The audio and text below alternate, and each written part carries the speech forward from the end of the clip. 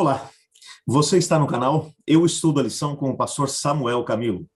Muito obrigado por sua companhia, muito obrigado por escolher estar junto conosco em mais um dos nossos encontros, às quintas-feiras à noite, quando estudamos as nossas crenças fundamentais. Hoje você encontra muita gente se dizendo cristão, mas quando você para poder conversar com essas pessoas e pergunta por que você é cristão, elas às vezes têm dificuldade de explicar as razões que servem como pilar para a fé cristã.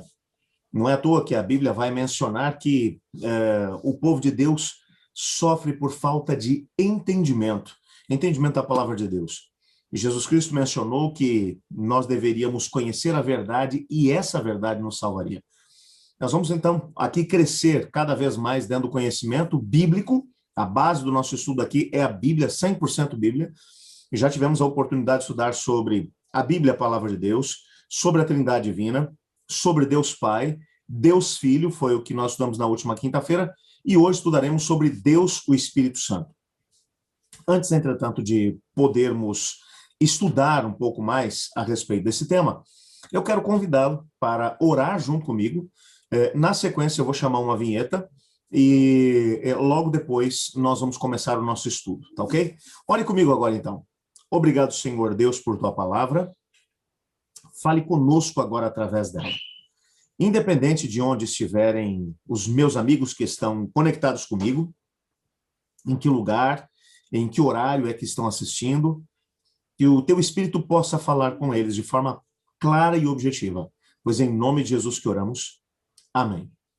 Antes ainda de chamar a vinheta, deixa eu aproveitar e pedir para você aquilo que eu tenho pedido todas as quintas-feiras. Eu gosto de saber quem são as pessoas que estão aí do outro lado da tela. Enquanto eu estou falando aqui, eu estou olhando para uma câmera, mas não sei quem é que está aí do outro lado, quem é que está recebendo as informações que a gente está passando aqui. E eu gostaria muito de saber quem é você. Então aí no chat do nosso vídeo, coloca aí agora teu nome, o lugar de onde você está falando, que impressão você está tendo da série que você está estudando junto conosco. Isso é tão bom para a gente, nos ajuda a entender que a mensagem está chegando onde deveria chegar. Que existem pessoas reais, com nome, com sobrenome. Eu fico realmente muito feliz durante a semana ao ler e, ao mesmo tempo, a responder as intervenções que vocês têm feito. Então, agora, vá para o chat e, na sequência, eu já volto.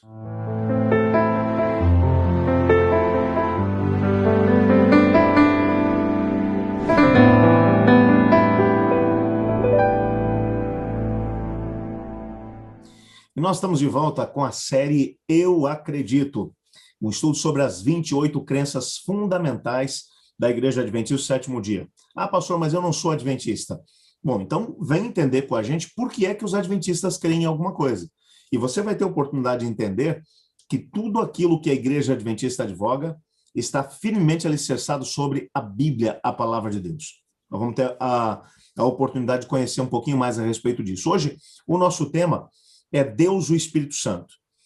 Dentro do subtítulo, a doutrina de Deus, dentro desse subtítulo já estudamos sobre a Bíblia, sobre a Trindade Divina, Deus Pai, Deus Filho e agora Deus Espírito Santo. Com esse tema, que é com essa crença, a crença número 5, nós fechamos a doutrina a respeito de Deus. Na semana que vem, estudaremos um pouco sobre a doutrina, ou começaremos a estudar sobre a doutrina a respeito do homem. Então, você vai ver que vai valer muito a pena também. Mas vamos tentar aqui entender um pouco daquilo que a Bíblia fala a respeito de Deus, o Espírito Santo. O resumo da crença, como já mencionamos, em cada uma das introduções relacionadas ao estudo do tema, o livro Nisto Cremos, que é o livro de crenças da Igreja Adventista do Sétimo Dia, ele faz um resumo intencional da doutrina. E na quinta doutrina, Deus e Espírito Santo, o resumo vai aparecer lá na página 75, que diz assim: Deus e o Espírito Santo desempenhou uma parte ativa com o Pai e o Filho na criação, encarnação e redenção. Ele é uma pessoa, tanto quanto o Pai e o Filho. Inspirou escritores das Escrituras, encheu o poder, encheu de poder a vida de Cristo, atrai e convence os seres humanos, e os que se mostram sensíveis são renovados e transformados por ele à imagem de Deus. Enviado pelo Pai e pelo Filho para estar sempre com seus filhos, ele concede dons espirituais à igreja e habilita a dar testemunho de Cristo. E em harmonia com as Escrituras, guia-as em toda a verdade. Se é uma coisa que nós precisamos entender, para começarmos o estudo a respeito dessa crença, é tentar responder quem é o Espírito Santo, afinal de contas. Uma coisa, talvez você já tenha percebido, das três pessoas da Trindade Divina, o Pai, o Filho e o Espírito Santo, é o Espírito Santo o elemento que é menos compreendido. Eu até menciono a você que nós encontramos pouquíssimas pessoas que negam a existência de Deus Pai. Boa parte das pessoas aceita a divindade de Deus, Deus o Filho. Mas muita gente questiona o Espírito Santo. Alguns vão dizer que o Espírito Santo é só uma emanação do Pai. É só o poder que o Pai dá à humanidade. Outros vão mencionar que o Espírito Santo é o mesmo Pai. Então, em determinado momento, o Pai se apresenta com uma faceta e depois com outra. E olha, existem tantas teorias fantasiosas a respeito do Espírito Santo, que se eu fosse falar para você aqui de todas elas, nós passaríamos o tempo do nosso estudo só falando sobre o que as pessoas creem a respeito do Espírito Santo. Mas é importante entender o que a Bíblia revela a respeito do Espírito Santo. E a Bíblia vai nos dizer de forma muito clara que o Espírito Santo é uma pessoa divina. Não é uma força ou um poder impessoal, mas é uma pessoa, é um indivíduo. E antes que você comece a dizer, pastor, prove isso, eu vou te mostrar aquilo que a Bíblia fala a respeito dele. O Espírito Santo é Deus. Uma das afirmações mais claras da Bíblia é que o Espírito Santo é tão divino como o Pai e o Filho. Se você der uma olhada nesse texto de Mateus, capítulo 3, versos 15 a 17, olha o que esse texto fala. Esse é um texto que fala sobre o contexto do batismo de Cristo Jesus, segunda pessoa da Trindade Divina. O texto diz, assim que Jesus foi batizado, saiu da água. Naquele momento o céu se abriu e ele viu o Espírito de Deus descendo como pomba e pousando sobre ele. Então uma voz dos céus disse, esse é o meu filho amado, de quem me agrado. Olha, nesse texto você encontra um dos argumentos mais claros sobre o fato de que o Espírito Santo é Deus. Por quê? Porque você encontra cada uma das três pessoas da Trindade Divina envolvida em uma atividade diferente no mesmo momento. Começando aqui com a segunda pessoa da Trindade Divina. Aquele que depois da encarnação recebeu o nome de Cristo Jesus, que cresceu lá na cidade de Nazaré. Ele estava fazendo o quê? Estava sendo batizado, estava dentro da água. João Batista havia levantado a mão do ministério e batizado Cristo Jesus. Assim que ele sai da água, veja, ele está orando. Lucas, especificamente, diz que ele começa a orar. E então acontecem duas coisas. O Espírito Santo desce sobre ele em forma corpórea, como pomba. E enquanto isso está acontecendo, Deus o Pai se manifesta e diz, esse é meu filho amado em quem me comprazo. Então aqui você encontra de forma inequívoca Deus o Filho dentro da água, Deus o Pai falando diretamente do céu e Deus o Espírito Santo vindo sobre ele em forma corpórea. Então você encontra aqui uma evidência clara de que o Espírito Santo não é uma emanação do Pai. Por quê? Porque o Pai nesse momento estava em atividade. Não é um poder. Aqui o que é mencionado é que as três pessoas da divindade, as três pessoas da Trindade Divina estavam unidas nesse momento. Pai, Filho e Espírito Santo. E o Espírito Santo, evidentemente, é aqui apresentado como sendo uma pessoa. Bom, uma das coisas que nós precisamos entender é que uma das afirmações mais claras da Bíblia é de que o Espírito Santo é divino, assim como o Pai e o Filho. E só para poder confirmar exatamente isso, nós vamos dar uma olhada em mais um texto. Atos capítulo 5, versos 3 e 4. Ananias, como você permitiu que Satanás enchesse o seu coração, a ponto de você mentir ao Espírito Santo e guardar para você uma parte do dinheiro que recebeu pela propriedade? Ela não pertencia a você? E depois de vendido, o dinheiro não estava em seu poder? O que o levou a pensar em fazer tal coisa? Você não mentiu aos homens, mas sim a Deus. Esse é um dos textos clássicos que mencionam a pessoa do Espírito Santo. A igreja havia acabado de ser plantada e muitas pessoas faziam ofertas para que, através desse dinheiro, os pobres dentro da igreja tivessem a oportunidade de ter o básico para sobreviver e, ao mesmo tempo, para financiar o trabalho da própria igreja. Ananias e Safira venderam uma propriedade, mas o dinheiro que eles acabaram recebendo foi maior do que eles imaginavam. E ao invés de entregar tudo aquilo que haviam prometido, eles guardaram uma parte para si. Pedro perguntou, esse é todo o valor da propriedade? Ananias podia ter dito, não, não é todo. Eu fiquei com uma parte para mim. Tranquilo, o dinheiro era dele. Mas ele disse, sim, esse é o valor total da propriedade. Pedro vai dizer, você não mentiu aos homens, mas você mentiu ao Espírito Santo e mentiu a Deus. A ideia que Pedro está dizendo aqui é que ele mentiu ao Espírito Santo, que é Deus. O texto deixa claro exatamente isso. Veja, lá na primeira parte ele diz, Satanás, você permitiu que o Satanás enchesse o seu coração, a ponto de você mentir ao Espírito Santo. Na última parte, você não mentiu aos homens, mas sim a Deus. Veja, Pedro está dizendo no início do texto que ele mentiu ao Espírito Santo. No final do texto, ele menciona, você mentiu a Deus. Por quê? Porque o Espírito Santo é Deus. Ele é apresentado como aquele que dirige a igreja cristã. Por isso, Pedro vai mencionar que ele mentiu a Deus. Alguns atributos divinos que vão aparecer lá no Espírito Santo. O Espírito Santo, ele possui atributos que são exclusividade de Deus. Como nós já vimos no nosso estudo sobre a Trindade Divina, existem alguns atributos que são exclusividade de Deus.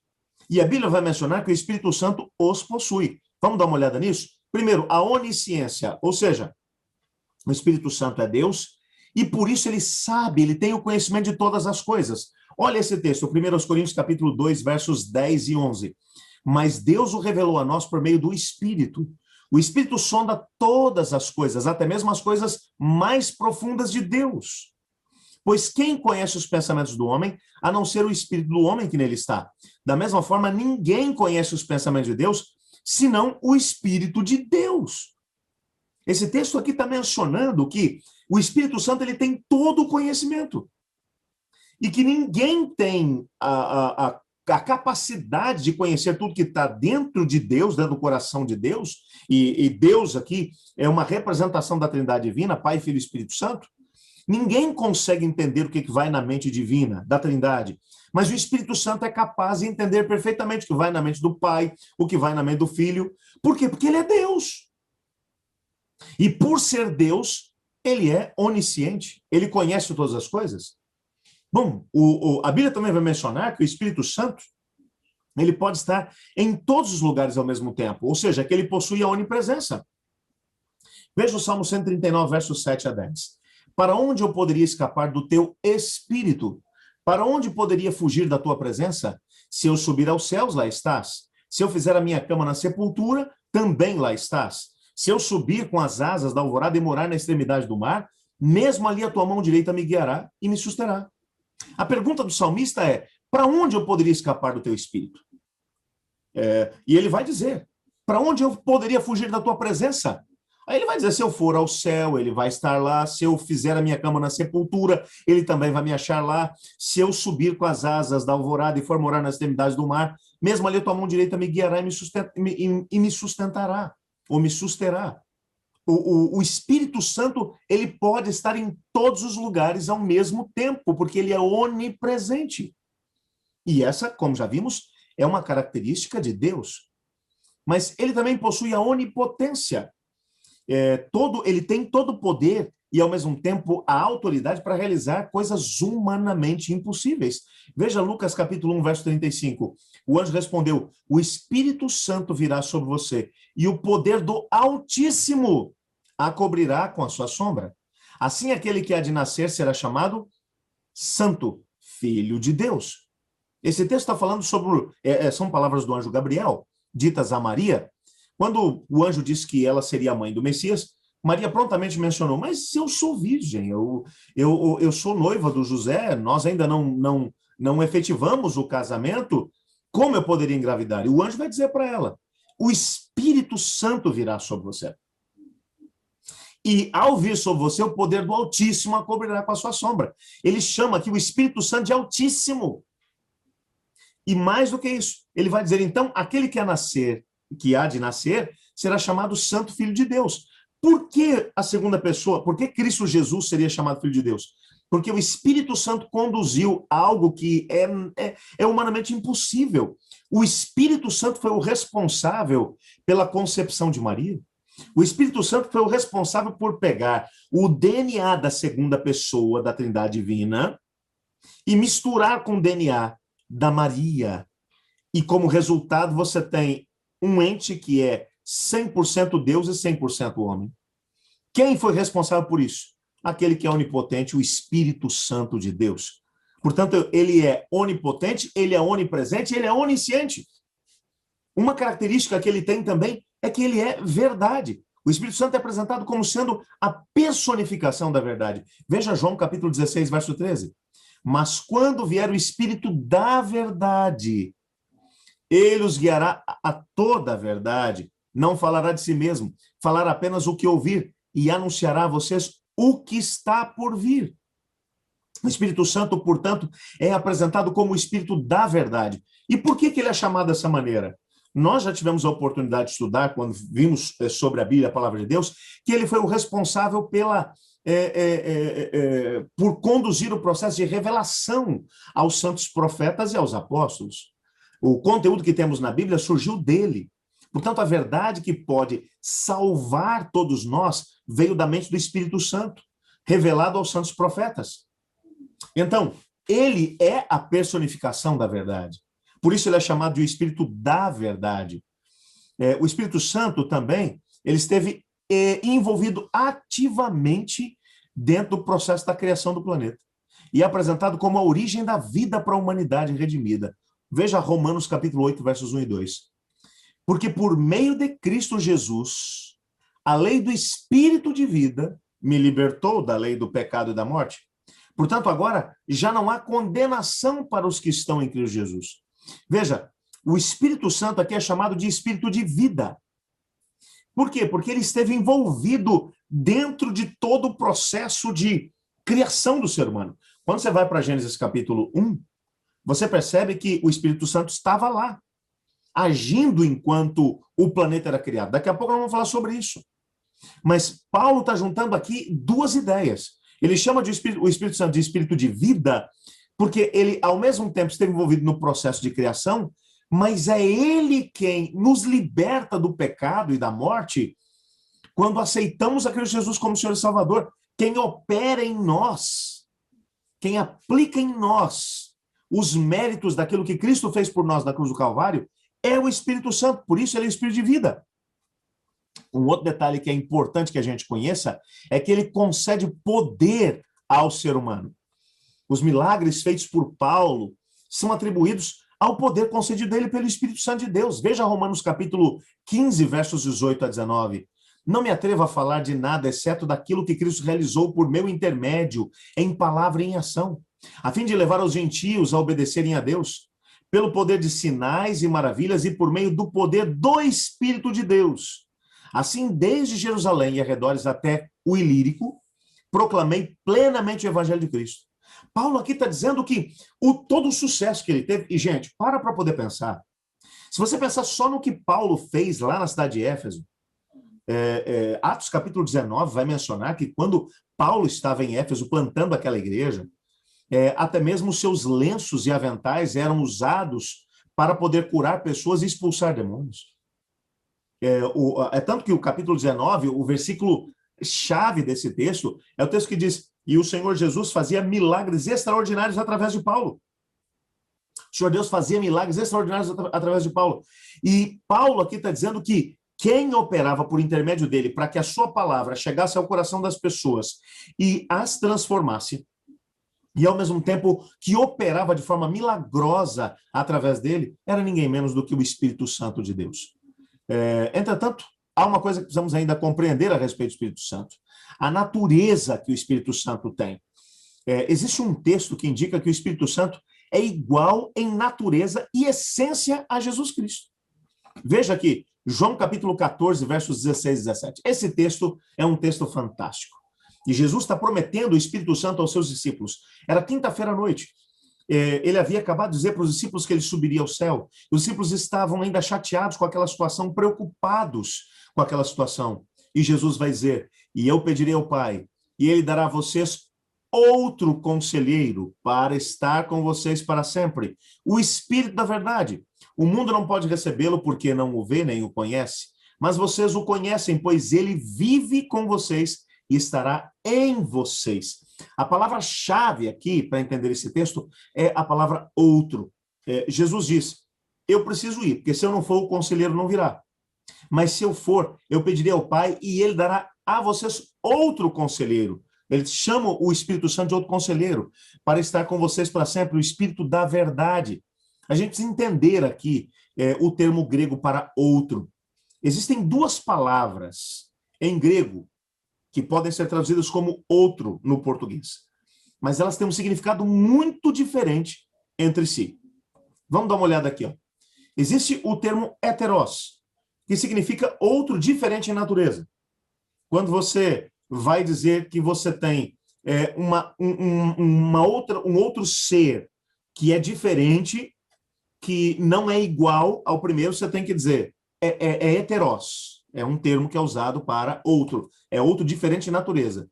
Mas existe um texto ou um termo que é o termo alós, que só pode ser usado para outro igual em natureza e que seja da mesma espécie. E é exatamente esse termo, o termo alós, que vai aparecer lá no texto. Portanto, quando Jesus diz que ele enviará outro consolador, ele usa o termo alós. É um outro igual a ele mesmo em natureza, em essência. Se o Espírito Santo fosse apenas um poder, obrigatoriamente João teria que usar o termo heteros para dizer outro consolador. Eu vou enviar um outro consolador, um outro conselheiro diferente de mim. Não, mas era outro igual em natureza e essência. Então ele vai usar o termo alós. Mas é interessante também que a Bíblia vai mencionar que o Espírito Santo possui gênero. E Jesus apresentou a pessoa do Espírito Santo aos apóstolos como alguém tão palpável como ele mesmo.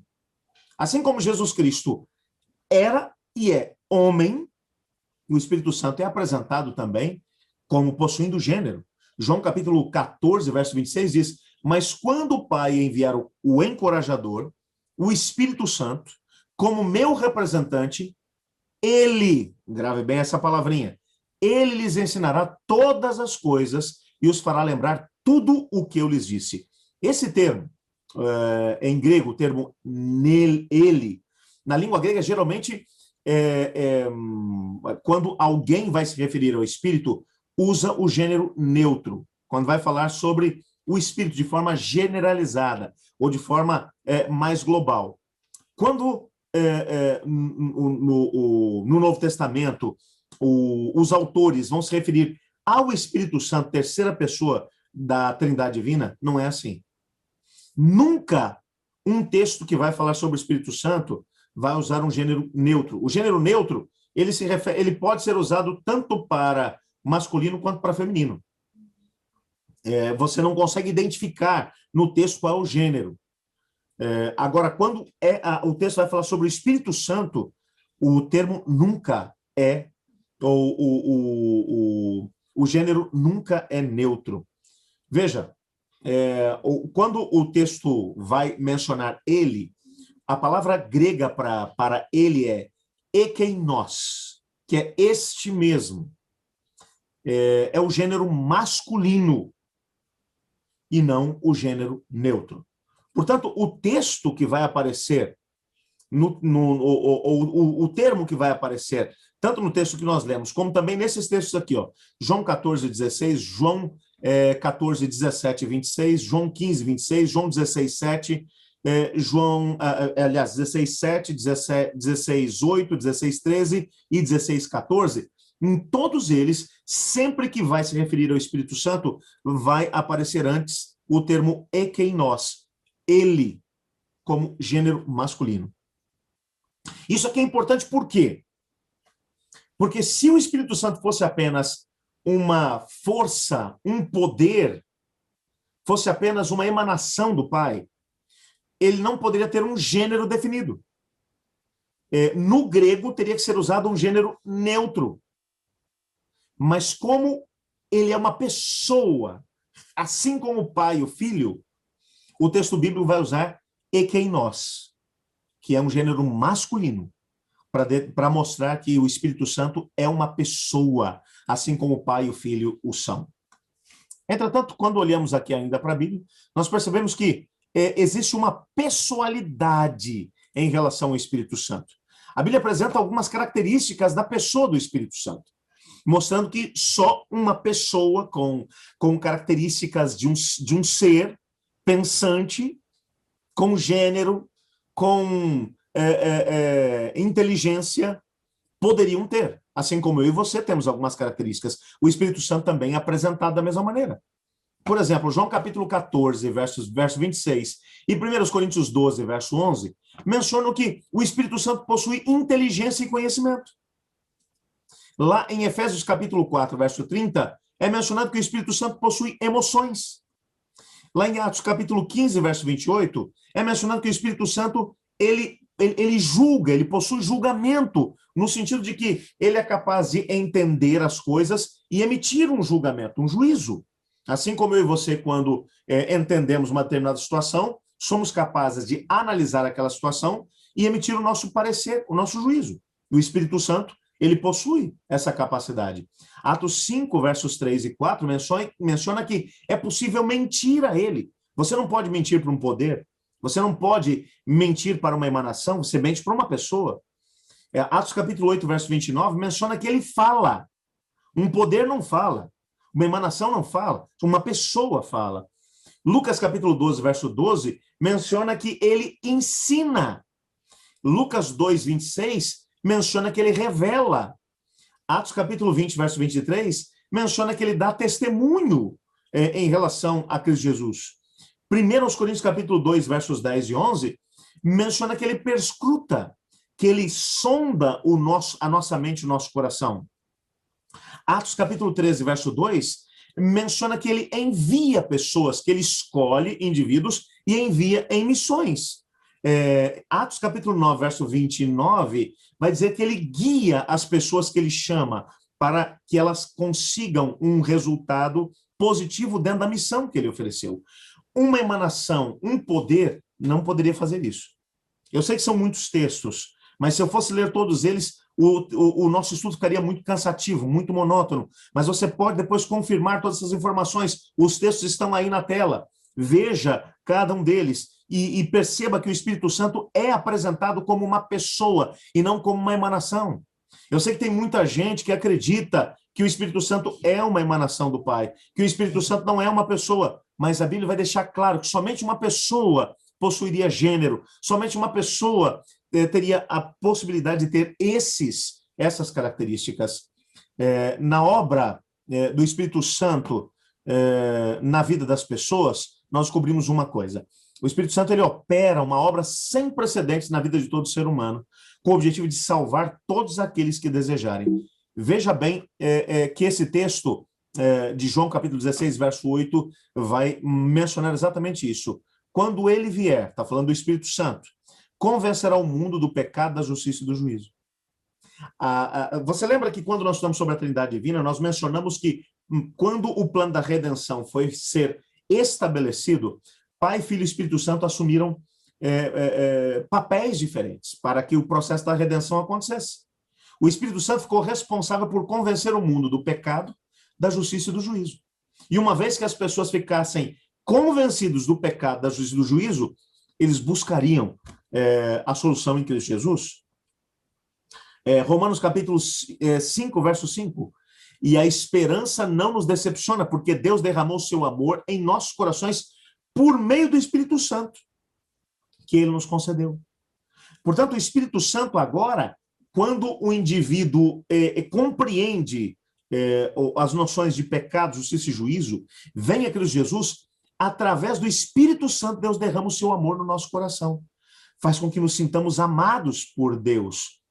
João capítulo 3, versos 5 e 6.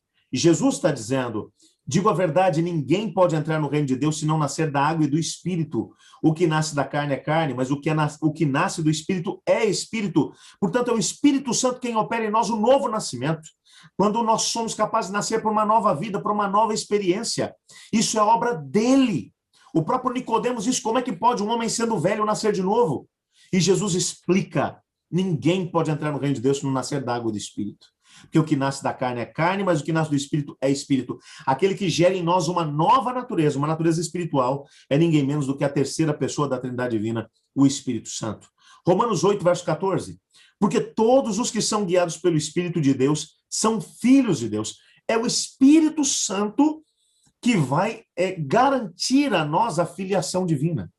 O fato do Espírito Santo de Deus estar morando dentro de nós garante que sejamos filhos de Deus. E quando ele entra em nós e nos guia, nós então temos a certeza de podermos seguir o caminho dos filhos de Deus.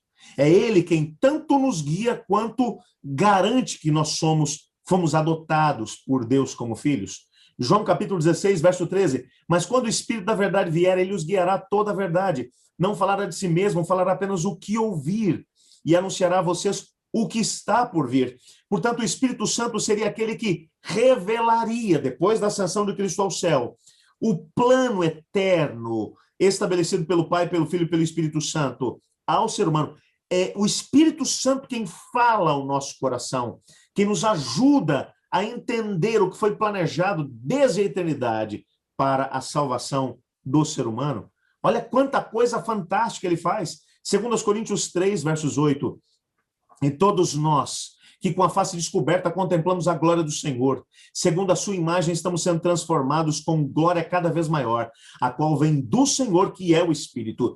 É o Espírito Santo quem faz conosco algo tremendo. Ele não apenas nos guia, mas quando nos entregamos a Cristo Jesus, o Espírito Santo passa a viver em nós, ele começa a transformar a nossa vida de dentro para fora, para que a realidade daquilo que foi o momento da criação. Na criação, o homem foi criado à imagem e semelhança de Deus. A humanidade foi criada à imagem e semelhança de Deus. Gênesis 1, 26 vai dizer que Deus, a Trindade Divina, disse: façamos o homem à nossa imagem conforme a nossa semelhança. Essa imagem foi desfigurada por causa do pecado. E é agora através do Espírito Santo que essa imagem passa de novo a fazer parte da nossa vida. Por isso que você encontra uma pessoa que se entrega a Jesus, e o indivíduo era, por exemplo, um ladrão, um assassino, um indivíduo violento. Quando ele vem para Cristo, sua vida é transformada. Quem opera essa mudança? O Espírito Santo de Deus. Romanos 8, verso 2. Porque por meio de Cristo Jesus, a lei do Espírito da vida me libertou da lei do pecado e da morte. Quem opera em nós a plena libertação, quem pega aquilo que foi o mérito da morte de Cristo Jesus e acredita na nossa conta, que nos liberta da lei do pecado, é o Espírito Santo de Deus.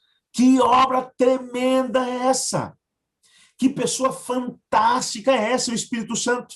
Ele não apenas esteve presente no nosso processo de criação, ele não apenas esteve presente no momento em que o planeta saiu perfeito das mãos de Deus, mas ele, ao mesmo tempo, é o responsável por transformar a nossa vida à imagem e semelhança da Trindade Divina.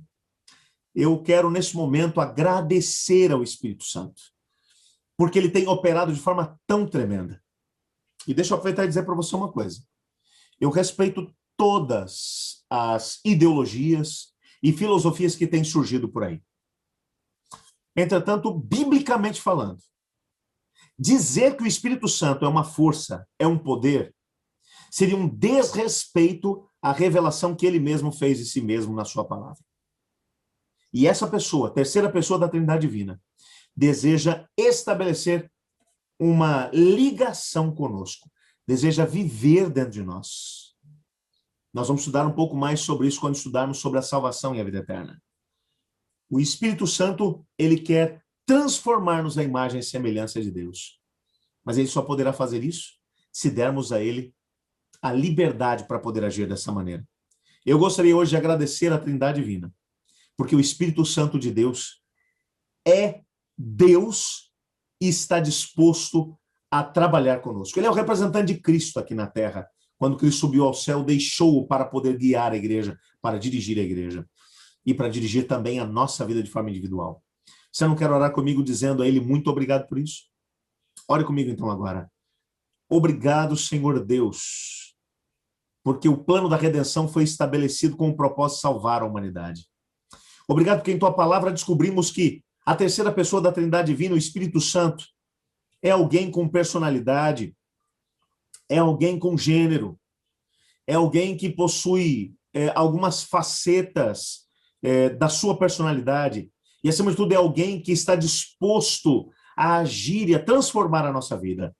Pedimos que ele permaneça conosco, pois é em nome de Jesus que oramos. Amém. Muito obrigado por estar conosco. Não se esqueça que na próxima quinta-feira nós continuaremos o nosso estudo da série Eu Acredito. Eu espero por você lá. Se você foi abençoado por esse estudo de hoje, faz o seguinte, pega o link desse vídeo e compartilha com seus amigos, para que eles também sejam abençoados com o conhecimento a respeito do Espírito Santo. Deus te abençoe, que Deus te guarde. Até quinta que vem.